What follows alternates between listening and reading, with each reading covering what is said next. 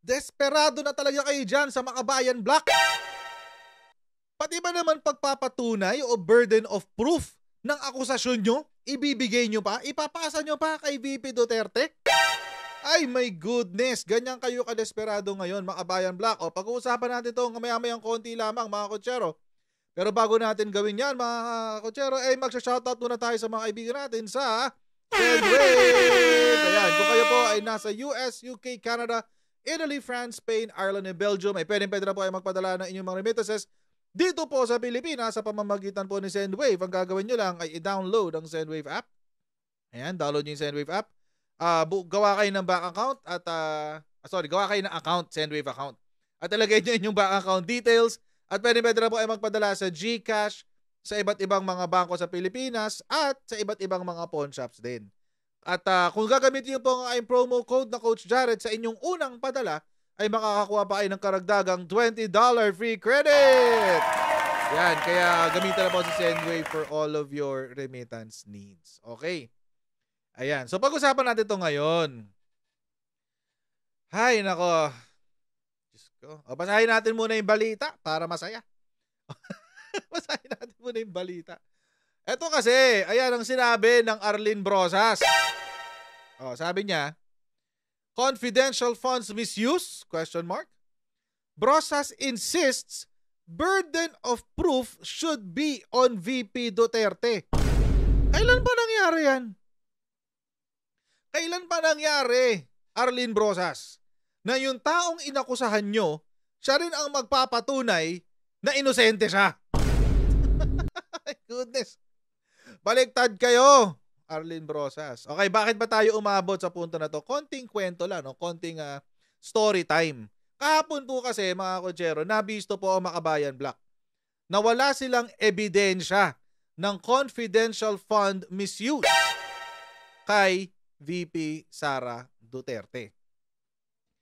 Napakalaking kabalbalan po nito, napakalaking kapalpakan ng Makabayan Black na nag-akusa sila ng illegal na pag-transfer, illegal use or misuse ng confidential funds, wala pala silang ebidensya.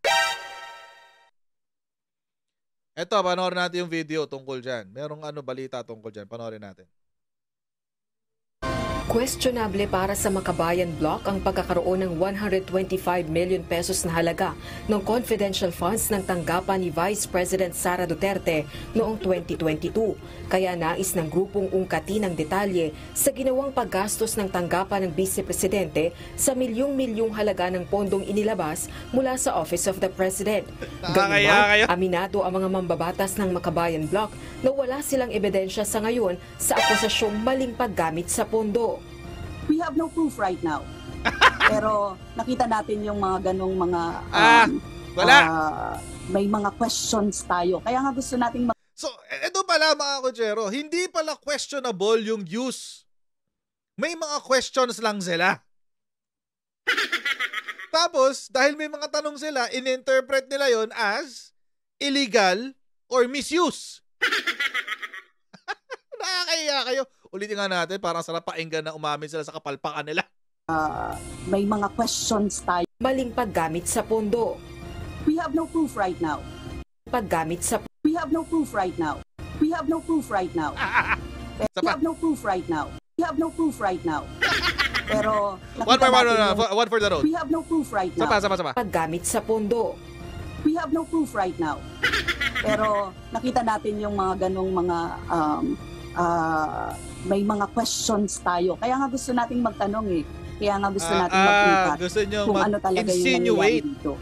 Yung sinasabi nating pruweba, dahil nga ito ay confidential at hindi natin ma-scrutinize, hindi alam din ng ating kababayan itong paggamit ng confidential fund, kaya ayaw nga natin ito. Ayun mga kotsero, may fake news doon si Franz Castro. Fake news po yung sinasabi ni Franz Castro na hindi siya masuscrutinize. In fact, mga kotsero, meron pong reportorial requirements ang confidential funds.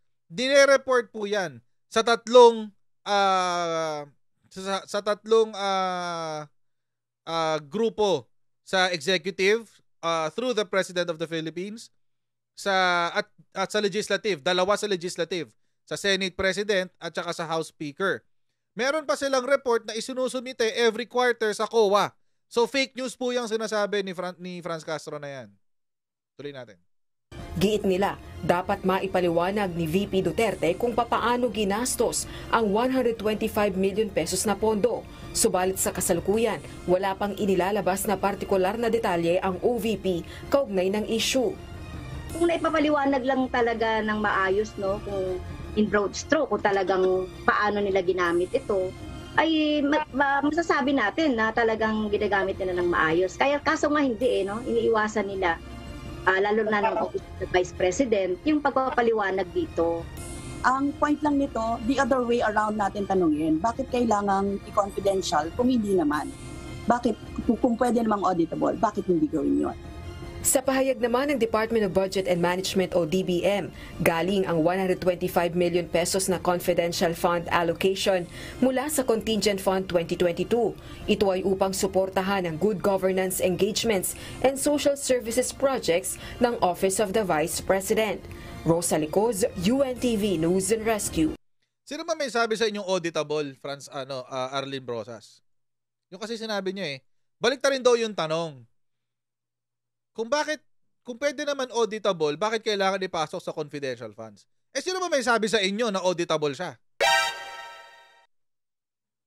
Sino may sabi sa inyo auditable siya? Tulad nun, doon nagde-demand itong si Franz Castro na kahit in broad strokes man lang. Nagkaroon ng broad strokes discussion sa Senate. Happy kayo? Hindi. Nagpatuloy niyo yung propaganda niyo. Hindi kayo happy. So does it merit does it mean na kapag nagpapaliwanag sa inyo, pag sinasagot ang mga tanong nyo, nasasatisfy kayo? Hindi naman kayo nasasatisfy Alam nyo, mga kutsero, pag nagpapaliwanag ka sa mga grupong makakaliwa, tulad ng Gabriela, ACT Teachers, Kabataan Party List, at yung mga dati, yung Bayan, yan po, mga kutsero, wala akong tigil yan. Maghahanap ng butas yan. It's an exercise in futility. Wala akong kwenta yan. Para ka lang nagpapaliwanag sa hangin o sa pader. Ganun lang yan. Kaya mas maganda ho talaga, hindi na kinakausap tong mga to. Totoo lang. Tama po si VP Sara sa strategy niya. Na wag nang kausapin tong mga to. Pero merong hearing this week tungkol sa confidential funds si VP. Tingnan natin kung uubra pa yung drama nilang yan. Pero ngayon, mga kutsero, may bago silang drama, itong Makabayan Black. Ito nga. Confidential funds misuse, ang sabi, quote, question mark, confidential funds misuse. Brosas insists burden of proof should be on VP Duterte. Ha? Kailan pa nangyari yan? Na dapat si VP Duterte ang magpaliwanag kung nagamit ba ng tama o hindi? Ano yun? Ino-audit niya ang sarili niya? May COA para dyan. Ba't di nyo tanungin ang COA? Ba't di nyo tanungin ang DBM? Ba't niya i-audit ang sarili niya? Ano yan? Self-incrimination?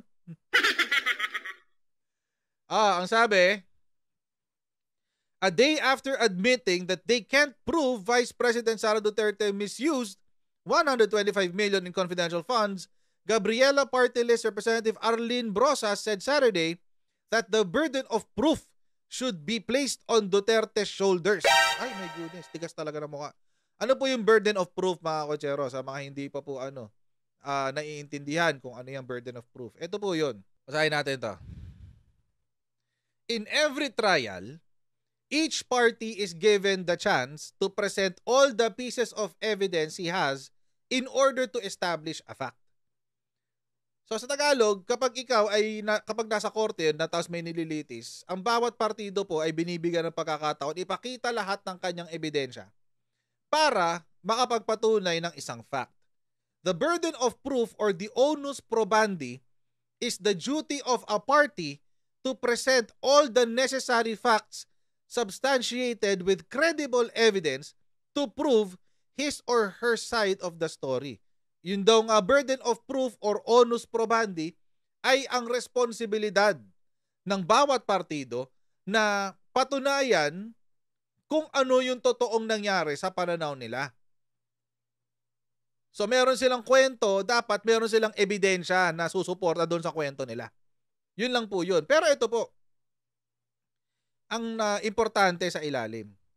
One who alleges a certain fact has the burden of proof to prove the same. Ay, ayun. And it cannot be shifted to the other party. Ano bang ibig sabihin yan?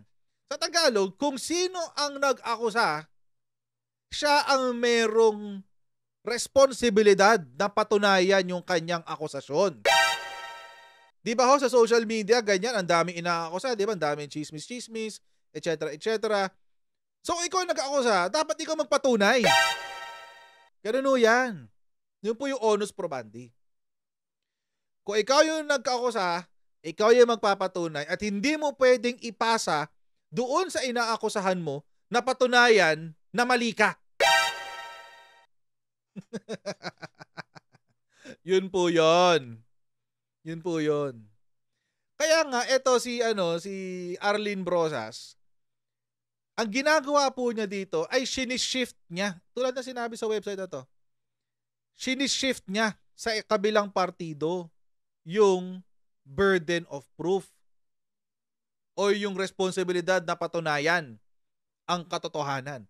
Tulad nito, nag-akusa sila, sinabi nila, si VP Sara ginamit ng mali ang confidential funds.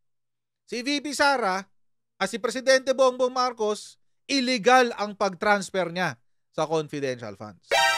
Sila yung nag-akusa, di ba? So sila yung may responsibilidad na patunayan na tama sila. Ganun ho yan. Hindi nyo pwedeng sabihin kay Presidente, Presidente, inakusahan kita. Mali ang iyong pagkakatransfer ng 125 million confidential funds. Patunayan mo nga mali ako? Ang tanga-tanga nun, guys. Napakatanga nun. Ang isasagot lang po sa kanila ng Office of the President, di patunayan mo. Yun o yun. Ganun o yun. Pag may inakusahan, ito si ganyan, bayaran yan. Ang sagot doon, di patunayan mo. Ganun o yun. Hindi ho pwedeng ipasa sa ibang tao or doon sa inaakusahan mo yung burden of proof.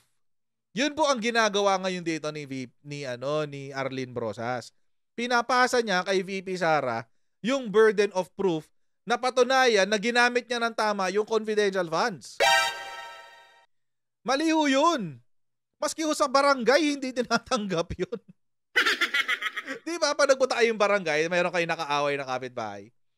Tapos nagkabaranggayan kayo. Ano sasabihin sa inyo ng inyong barangay chairman o doon sa sa lupon ng ang pangalan nun? Something. Basta yung lupon.